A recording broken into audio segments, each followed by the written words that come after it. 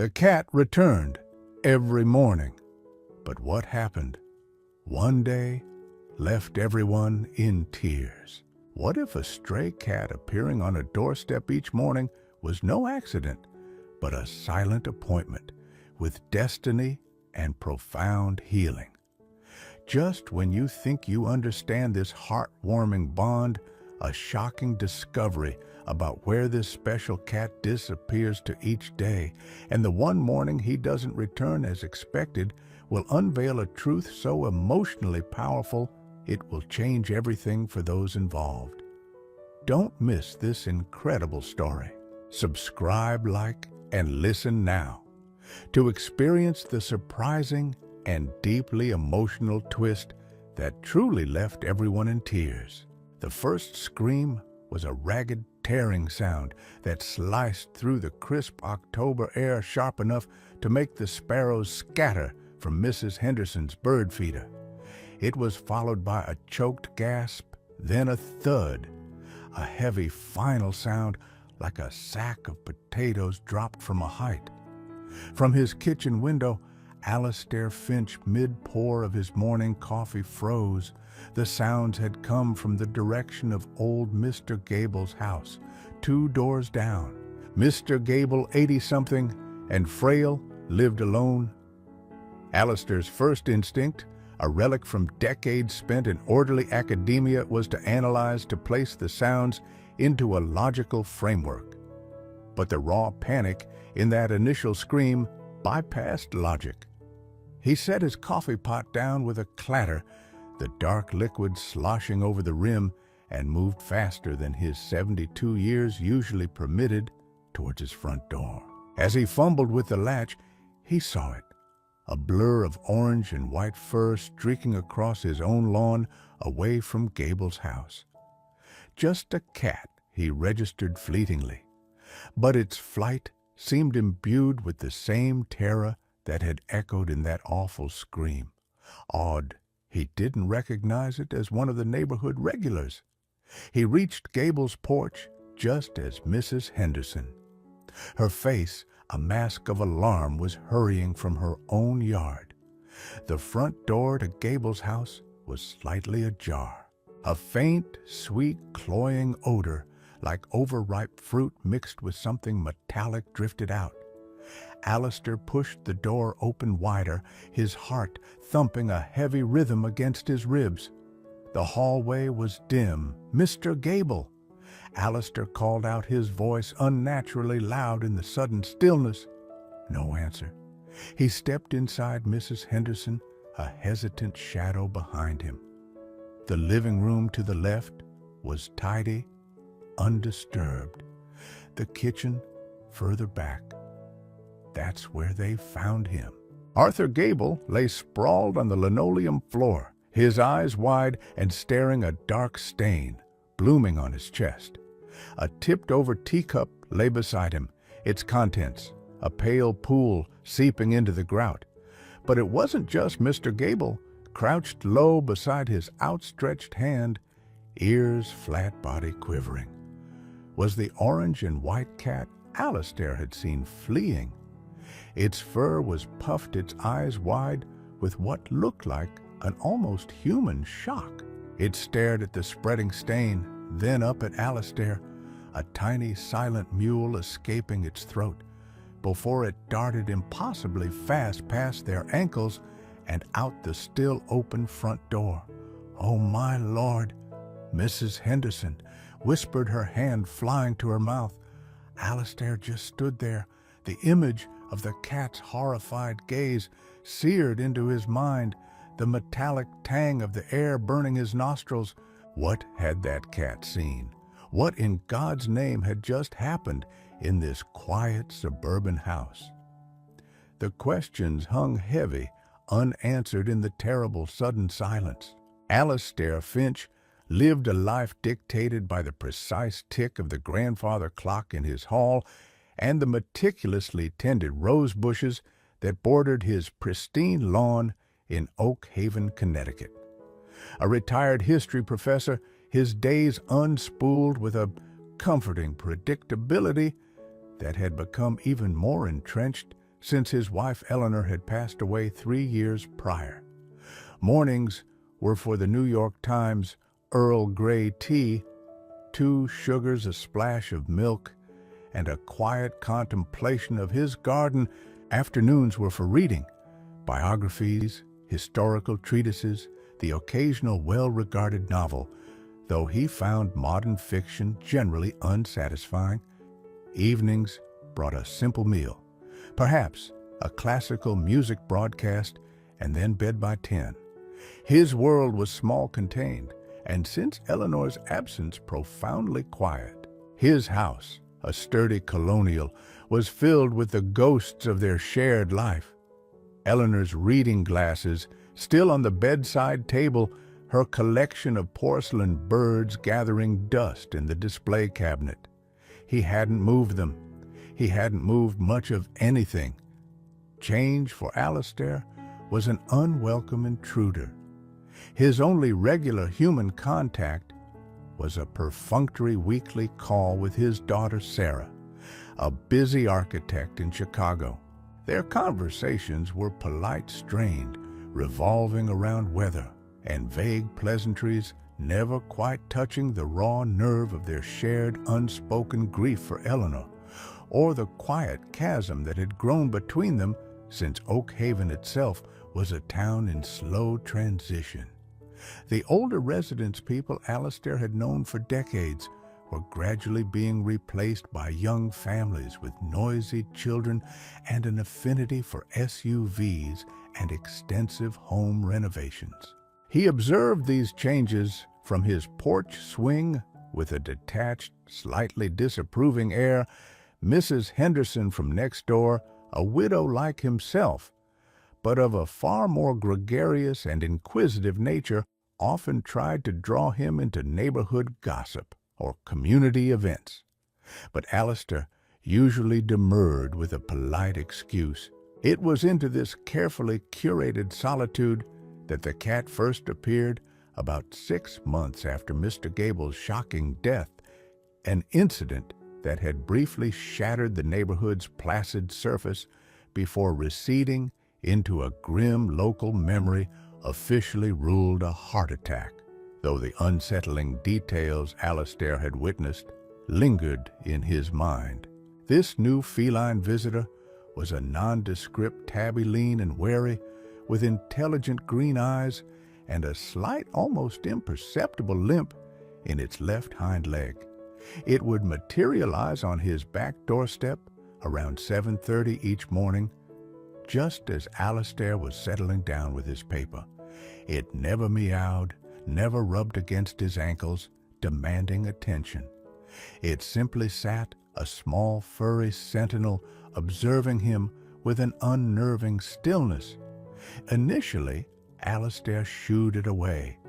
He wasn't a cat person. Eleanor had been, but he'd always found them aloof, unpredictable. But the tabby was persistent. After a few days of its silent daily vigil, Alistair, with a sigh that was part exasperation, part something else he couldn't quite name, began leaving out a small saucer of milk. Then a few leftover scraps from his dinner. He told himself it was merely a practical measure to stop it from staring. He didn't name it. In his mind, it was simply the cat. He started to notice its habits, the way it meticulously groomed itself after its small meal, the way its ears would swivel, tracking the flight of a bird or the rustle of leaves, even as its gaze remained fixed on him. It was a creature of routine, much like himself.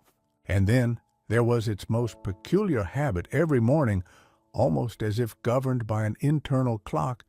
It would rise, stretch languidly, give Alistair one last lingering look, and then at precisely 10 o'clock, it would turn and pad silently away down the driveway and off to the right, disappearing down the street. He found himself watching it go, a flicker of curiosity stirring beneath his carefully maintained indifference. The house felt a little emptier after it left. The tabby cat still unnamed, but no longer an unwelcome presence, slowly wove itself into the fabric of Alistair Finch's mornings.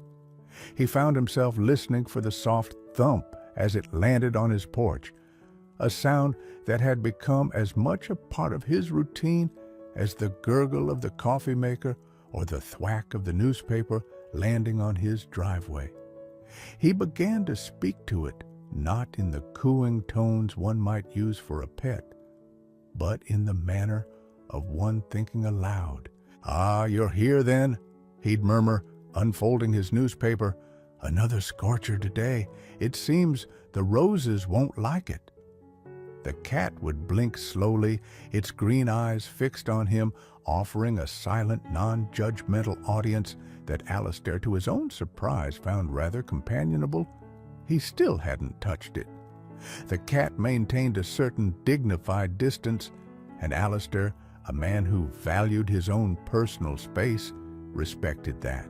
But a connection had undeniably formed, a fragile thread of interspecies understanding built on shared quietude and predictable appearances. He even found himself buying a small bag of cat food during his weekly grocery run, a purchase he hid beneath his other items, feeling vaguely self-conscious. The cat's most unwavering habit remained its departure. Every morning, as the grandfather clock in Alistair's hall prepared to strike 10, the tabby would rise, perform its customary stretch, and then with a final, almost sage-like glance at Alistair, it would amble off down the street, always in the same direction. Alistair, a man of academic habit, noted this precision with a detached curiosity. He'd once idly mapped its route in his mind down Sycamore Lane, then a right onto Maple Avenue, heading towards the older, slightly less manicured part of town. Then one Tuesday morning in late April, the routine fractured. Alistair had finished his first cup of tea. The newspaper lay open to the editorial page, but the porch remained empty. 7:30 came and went. 8 o'clock.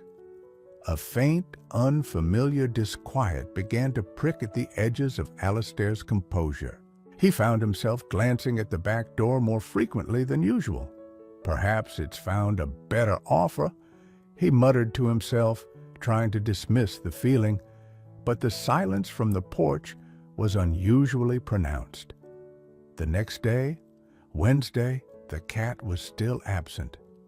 The saucer of food Alistair had left out the previous morning remained untouched, a small accusing monument to the broken routine. This time, the disquiet was sharper, morphing into a sensation uncomfortably close to worry. He told himself it was absurd. It was just a stray cat. It owed him nothing. And yet its absence left a small, noticeable void in the carefully constructed order of his day. The morning felt longer, the house quieter, the familiar weight of loneliness, a constant companion since Eleanor's passing, seemed to press a little heavier. By Thursday morning, when the porch remained stubbornly empty, for a third consecutive day, the worry had blossomed into a genuine, nagging concern. The feeling was unpleasantly reminiscent of the anxiety he'd felt in the early days after Eleanor's diagnosis. That sense of something precious and vital slipping away. This was ridiculous, he chided himself, comparing a stray cat to his late wife, but the feeling persisted. He couldn't focus on his newspaper. The words blurred before his eyes. The roses in the garden suddenly seemed to demand an inordinate amount of attention, a welcome distraction.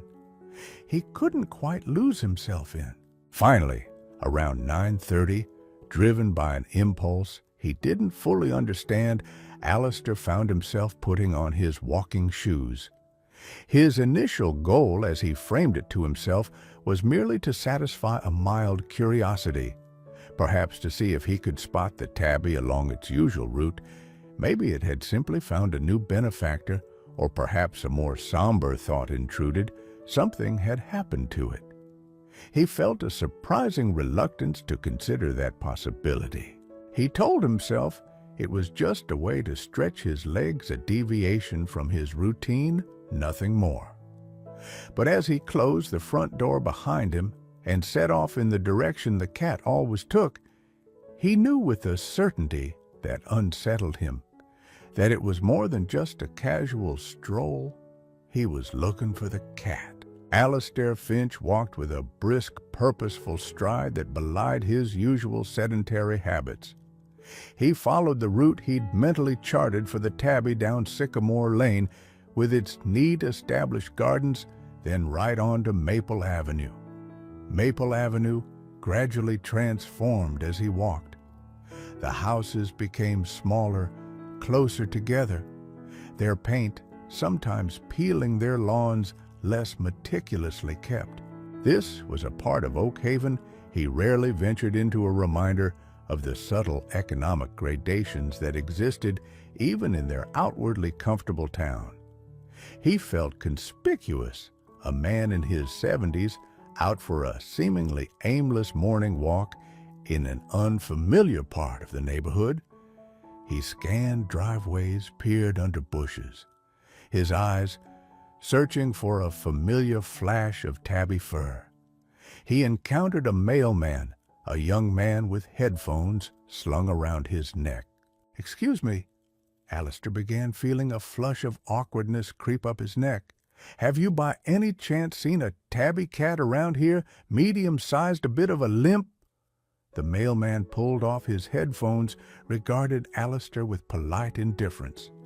"Tabby cat? See dozens of 'em, mister. Can't say I've noticed one with a limp." He offered a curt nod and continued on his route, leaving Alistair feeling vaguely foolish. He pressed on, the initial sense of purpose beginning to fray into uncertainty. Maple Avenue eventually led him towards a larger, more institutional-looking building, set back from the road, surrounded by a chain-link fence and a somewhat unkempt lawn. A sign near the entrance read, "The Willow Creek Assisted Living Center." Alistair paused. He hadn't realized there was a care facility so close. Could the cat have come this far? It seemed unlikely. He was about to turn back, ready to concede his impromptu search was a fruitless endeavor, when he saw it. A flicker of movement near a side entrance of Willow Creek, a blur of fur disappearing beneath a large hydrangea bush. It was too quick to be certain, but the size and color seemed right. Hesitation warred with curiosity. He wasn't one to intrude, but the image of the empty porch, the untouched food, spurred him onward. He walked up the cracked concrete path towards the side entrance, which led to what looked like a service area. A woman in blue scrubs, juggling a tray laden with medication cups, emerged from the door. She looked harassed, but smiled kindly when she saw him. "Can I help you, sir?" "Ah, yes, perhaps." Alistair stammered, feeling like an interloper.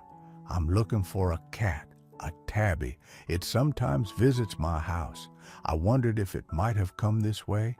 The care assistant, whose name tag read Maria, paused, her expression softening. "A tabby, you say? Does he have a little bit of a limp, kind of keeps to himself?" Alistair's eyebrows rose. "Yes, that's the one." Maria chuckled. "Oh, you mean Patches? Yeah, he's something of a fixture around here. A few of our residents adore him. He usually makes his rounds in the mid-morning after his, other engagements. We figure," she gestured vaguely, "he's a comfort to them, that little guy." She glanced at her watch. "Sorry, gotta run meds time." And with another quick smile, she bustled back inside. Alistair stood there, a peculiar mix of emotions swirling within him. Relief, certainly, that the cat was known and apparently safe, but also a strange sense of displacement. Patches. So the cat had another name, another life, other people who cared for it. He hadn't considered that his visitor was clearly a creature of broader social connections than he'd imagined. He walked home slowly, the information settling in his mind. The mystery of the cat's daily disappearances was partially solved. It came to Willow Creek. But why? And why the rigid schedule? The next morning when the tabby, Patches he now mentally corrected, reappeared on his porch at precisely 7:30, Alistair felt a subtle shift in their dynamic. There was a new layer to his observation, a sense of sharing this creature with an unseen community. He found himself wondering about the residents at Willow Creek, about the comfort this small animal apparently provided. Driven by this new curiosity, Alistair began to subtly alter his own routine. Some mornings, he would take his walk before the cat was due to leave his porch, positioning himself at a discreet distance down the street, hidden by a neighbor's overgrown hedge or a parked car. From there, he observed, and sure enough, at 10 o'clock, Patches would amble from Alistair's driveway and head directly towards Maple Avenue, eventually disappearing from view in the direction of the care facility.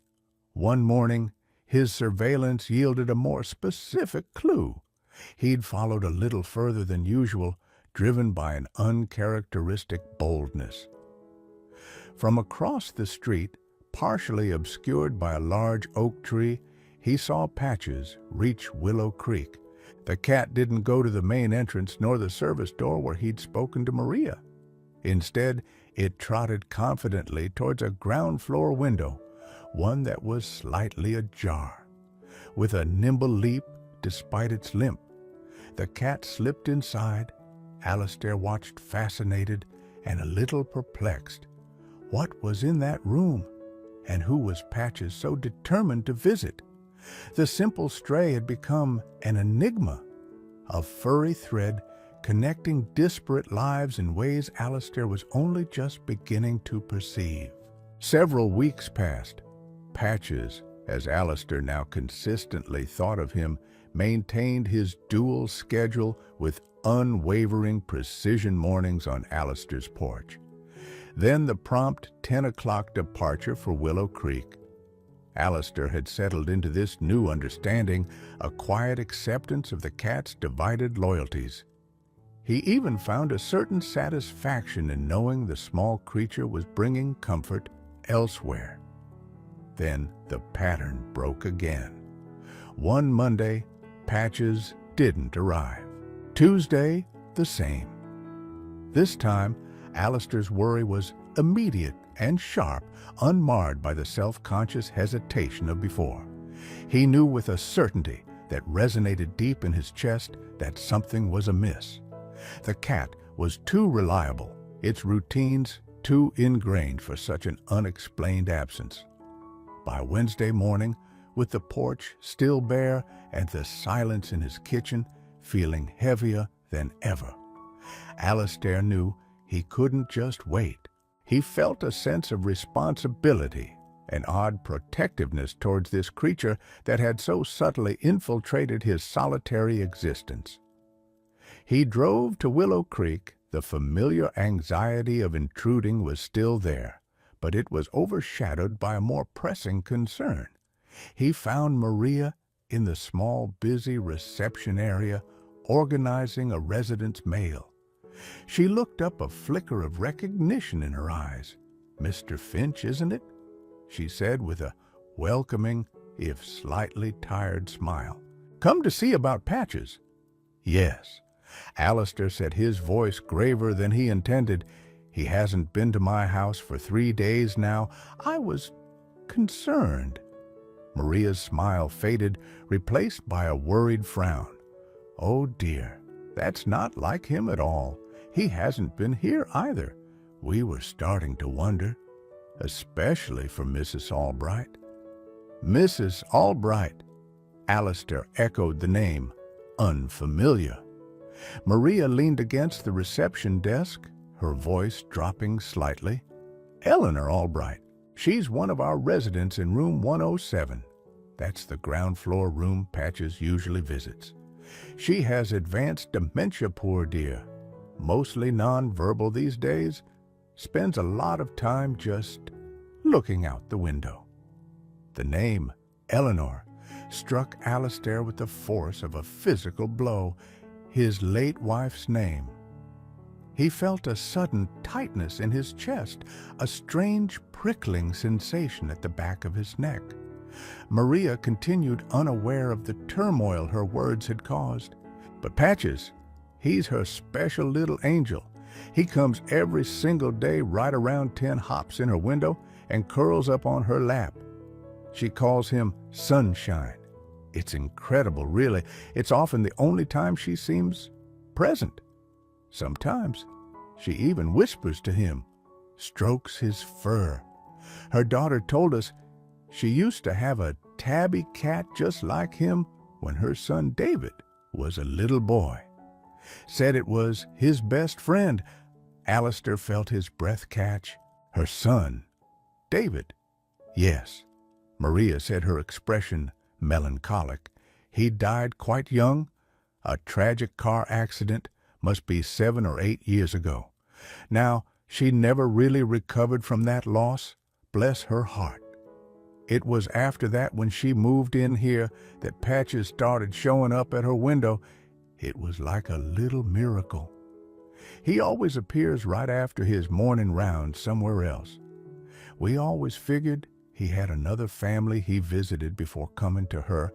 Alistair stood rooted to the spot, the pieces clicking into place with a dizzying, almost painful clarity. The timing of the son's death, the name Eleanor, the cat's unwavering schedule. It was too much to be mere coincidence. This wasn't just a stray cat finding warmth and food.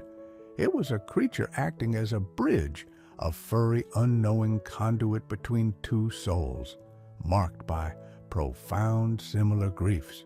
He realized with a jolt that Patches wasn't just visiting. He was fulfilling a role, soothing a sorrow that mirrored Alistair's own. Mrs. Albright she's been more agitated these past few days. Maria added, her voice laced with concern, more withdrawn than usual. We've all noticed it. We're worried about her. She keeps looking at the window like she's expecting him. Alistair felt a profound shift within him. This was no longer about his disrupted routine or a missing stray. The cat's absence had far greater implications. He thought of the empty look in the eyes of so many residents he'd glimpsed on his previous visit, the quiet despair that could settle in such places. He thought of his own Eleanor and the small comforts that had meant so much in her final days. He had to find Patches, not just for himself, but for this other Eleanor, this stranger bound to him by a shared name and a shared sorrow, and by a little tabby cat called Sunshine. His casual curiosity had just transformed into a quiet, unshakable mission. This was a point of no return. The revelation at Willow Creek left Alistair Finch profoundly shaken. As he drove home, the quiet streets of Oak Haven seemed imbued with a new, poignant significance. The world, which had felt so neatly ordered, so predictable, now pulsed with hidden connections, with sorrows and solaces exchanged in unseen ways. Patches, the unassuming tabby, was a linchpin in this delicate emotional ecosystem. Alistair felt an unexpected kinship with Eleanor Albright, a woman he'd never met, united by their shared name of loss and the comforting presence of this one small animal. His own grief for his Eleanor, a quiet ache that had become a part of his daily existence, felt different now, less isolating. It was as if a window had been opened in a stuffy room, letting in a sliver of shared human experience. The cat, he realized, had been ministering to two lonely souls, dividing its time, its comfort, with an uncanny precision. Back in his study, surrounded by the familiar scent of old books and lemon polish, Alistair made a decision.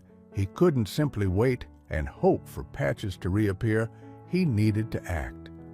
He sat down at his antique desk and, with a surprising surge of energy, began to formulate a plan. His first step was practical. He would make missing cat posters. He remembered snapping a few photos of Patches on his porch, with his old smartphone more out of a documentarian habit than affection at the time.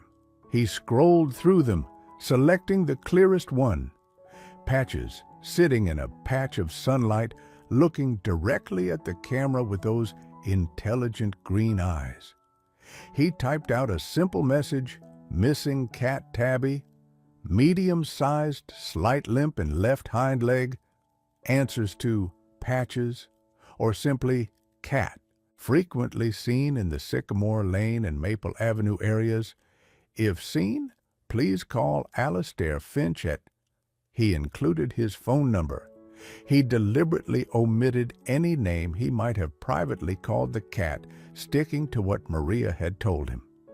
He printed a dozen copies.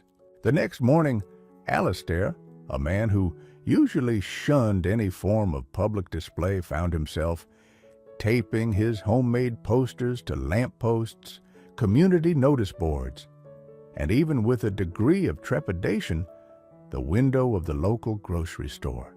He spoke to his immediate neighbors, to delivery drivers, to a group of teenagers skateboarding in the park, enduring their curious or sometimes indifferent glances. He felt a flush of self-consciousness, but the image of Mrs. Albright's expectant face, as described by Maria, spurred him on.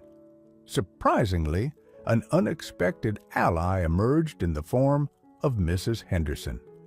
Peering over her fence as Alistair was attempting to affix a poster to a particularly uncooperative oak tree.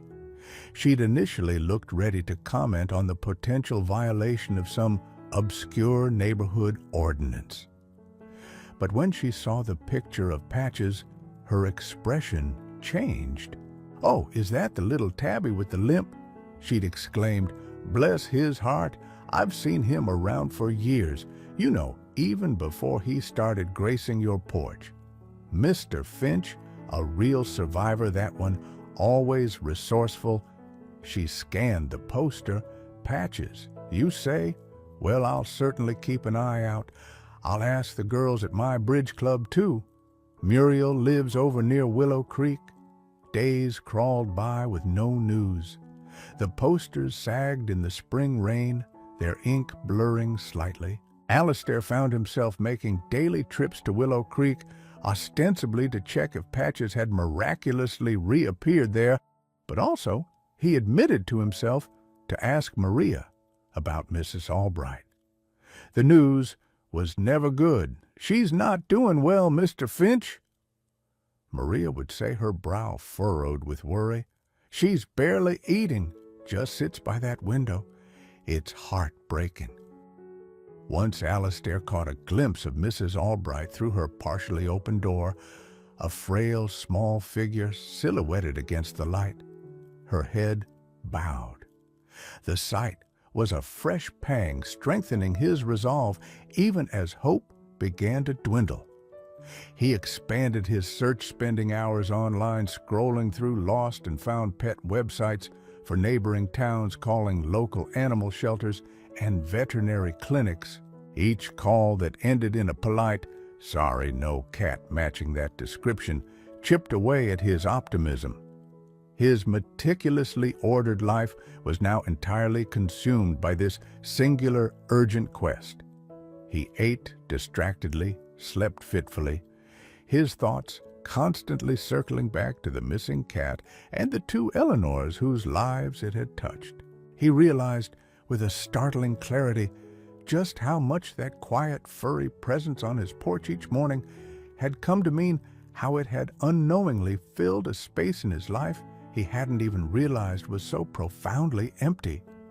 His own grief felt rawer now, but also less solitary, as if this shared search had somehow connected him to a larger current of human feeling.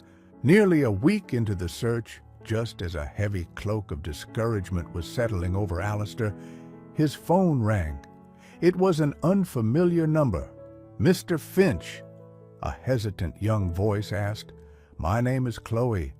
I live over on Elm Street, near the old railway line. I think I saw the cat on your poster." The tabby with the limp. Alistair's heart leaped a sudden, painful throb of hope. "Yes. Where did you see him?" "When?" "Just about an hour ago," Chloe said. "He was near that abandoned maintenance shed by the tracks. He looked not good, sir. Kind of hunched up, and he wasn't moving much. I tried to get closer, but he hissed at me. I remembered your poster from the coffee shop. The shed by the railway line?" Alistair repeated, his mind racing. He knew the area. Overgrown, a little derelict, a place kids sometimes dared each other to explore. "Thank you, Chloe. Thank you so much." He immediately called Maria at Willow Creek. "I have a lead," he said, a tremor of excitement in his voice. "Someone thinks they saw Patches. He might be hurt." There was a corresponding surge of emotion in Maria's voice as she wished him luck, promising to let Mrs. Albright know that there was hope. Alistair grabbed his car keys and a thick old towel from the linen closet. He drove quickly, his knuckles white on the steering wheel. Elm Street was on the other side of town, bordering a stretch of disused railway track, shielded by a thicket of trees and brambles. He parked as close as he could and pushed his way through the tangled undergrowth, Chloe's directions clear in his mind. The air was damp and cool beneath the trees. He found the shed easily enough, a dilapidated wooden structure with a sagging roof and broken windows, looking like it might collapse with the next strong wind. "Patches," he called out softly, his voice tentative. "Cat, are you in there?" Silence. Then a faint, almost inaudible sound, a weak, pitiful meow. His breath caught. He pushed at the creaky, rotting door. It gave way with a groan, revealing the gloomy, musty interior. Dust motes danced in the slivers of light, piercing through the gaps in the walls. And there, huddled in a dark corner, on a pile of damp rags and decaying leaves, was Patches. He looked terrible. His fur was matted and dirty, his eyes dull. One of his hind legs was extended at an unnatural angle, visibly swollen and caked with dried blood. He was clearly in pain and distress, thinner than Alistair had ever seen him. Relief, immense and overwhelming, washed over Alistair, quickly followed by a surge of profound pity and concern. "Oh, you poor thing," he whispered, approaching slowly, cautiously. Patches watched him with wide, fearful eyes, letting out another weak cry, but he didn't try to flee. Perhaps he was too weak, or perhaps he recognized a familiar presence. Alistair spoke gently, murmuring reassurances as he got closer. He carefully unfolded the towel. With slow, deliberate movements, he managed to scoop the injured cat into its soft folds. Patches tensed, a pained hiss escaping him, but he didn't struggle further. Alistair held him carefully, feeling the frailness of his body, the rapid, shallow beat of his heart. He rushed Patches to the nearest emergency veterinary clinic, the one he'd found during his earlier desperate calls. The clinic was bright sterile and filled with the anxious energy of worried pet owners. Dr. Ramirez, a kind-faced woman with tired eyes, examined Patches immediately. The diagnosis was grim: a badly broken femur, likely the result of a significant fall, or Dr. Ramirez suggested grimly, a cruel kick. The wound was infected, and the cat was dehydrated and malnourished.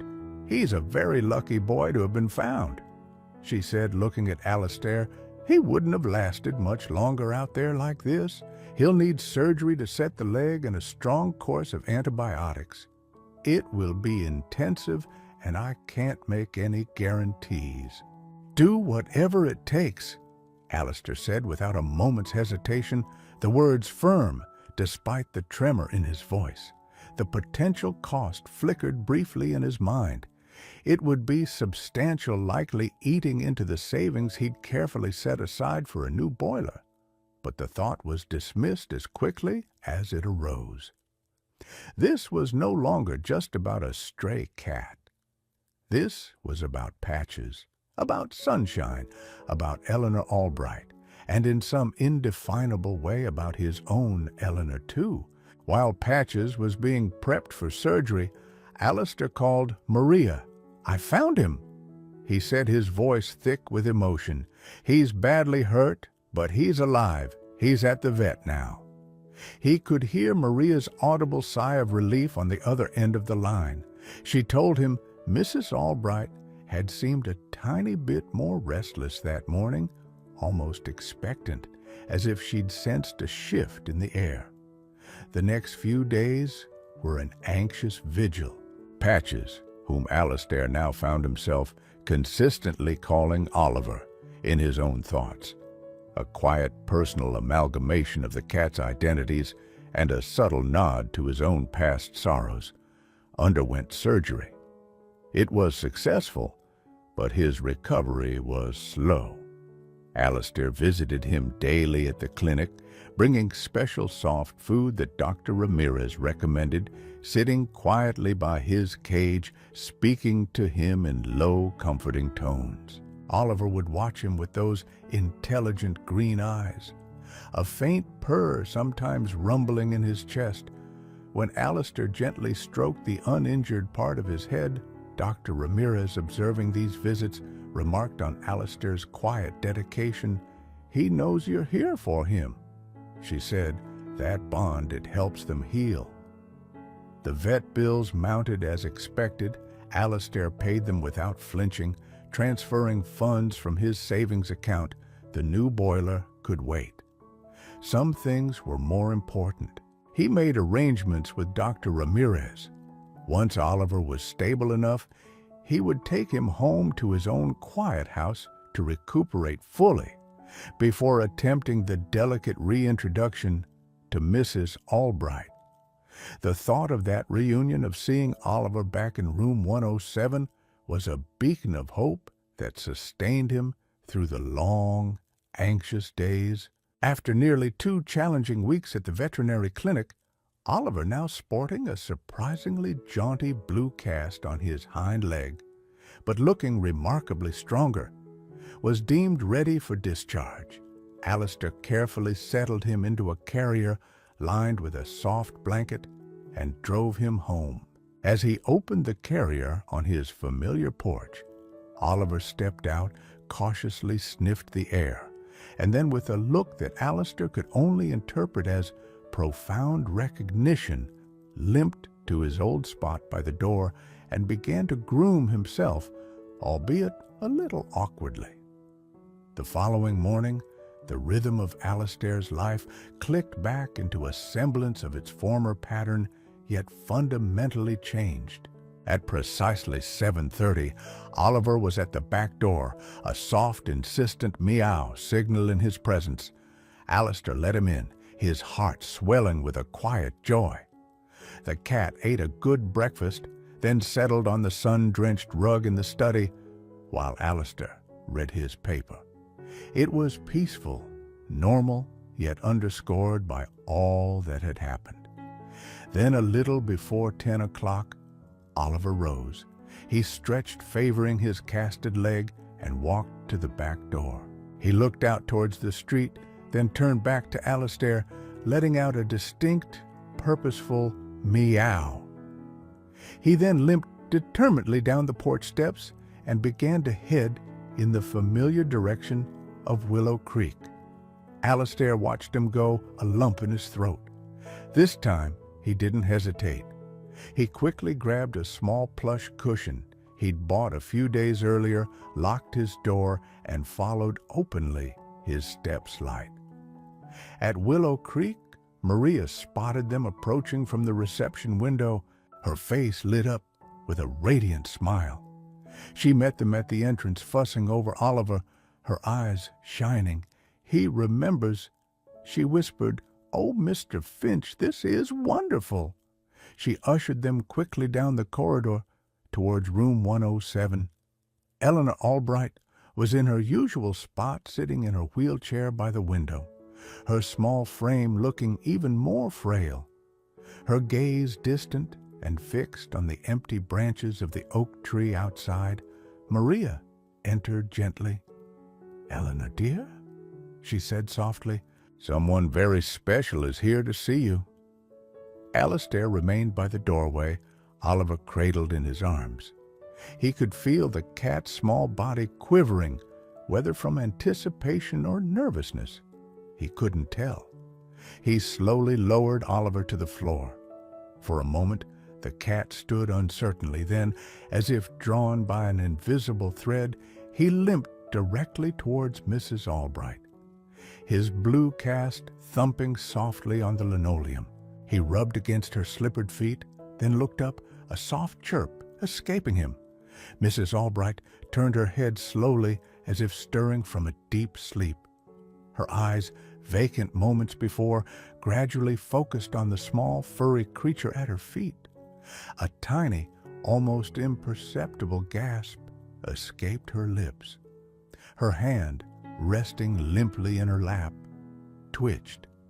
"Sunshine," she whispered, her voice a dry, raspy breath, barely audible. Her hand trembled as she reached down, her fingers brushing against Oliver's soft fur. Oliver nuzzled her hand insistently, then with a visible effort that made Alistair's heart ache, he tried to jump onto her lap. Seeing the struggle, Alistair stepped forward quickly and gently lifted the cat, placing him on the cushion he'd brought, which he settled onto Mrs. Albright's lap. The transformation in Eleanor Albright was instantaneous and profound. A slow, fragile smile, like a winter flower blooming against all odds, spread across her wrinkled face. Tears welled in her eyes, spilling down her cheeks, catching the light. She cradled Oliver close, her frail arms enfolding him, her fingers gently stroking his fur, her tears dampening his coat. "My sunshine." She choked out, her voice thick with unshed emotion. "You came back. Oh, you came back to me."